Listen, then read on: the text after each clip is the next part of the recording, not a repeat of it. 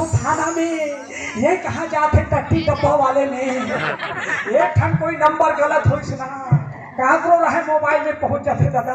कोई बात नहीं है, एक और नंबर है साहब के, उसमें लगाना चाहिए। हाँ 89594920।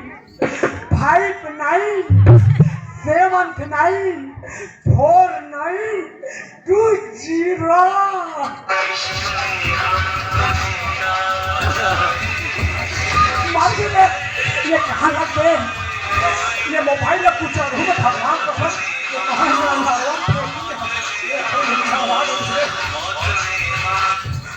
हेलो हेलो हेलो कौन? मैं किशन कोटवार बोलता हूँ साहब। किसान कोटवार कहाँ से? बनिया टोला से साहब। हाँ बोलो कोटवार। हाँ आप मन है ज्वाला सिंह ला पकड़ना चाहत हो ना, वो हमारे गांव में पहुंच चुका है साहब। अच्छा तुम्हारे गांव में पहुंच चुका है? जी साहब, अगर उसको पकड़ना होगा तो बहुत जल्दी तत्काल आ जाओ साहब। अच्छा एक काम करना कोटवार, जी जी जी तुम गांव वालों के साथ मिलकर ना हाँ। उसके निगरानी में रहना। जी जी हम लोग तुरंत आ रहे हैं। देरी भर बिल्कुल मत करूँ ना। अरे देरी नहीं होगा, पूरी टीम लेके आ रहे हैं। जी जी ठीक है, मैं उसको नंगा भुलवा रखूंगा।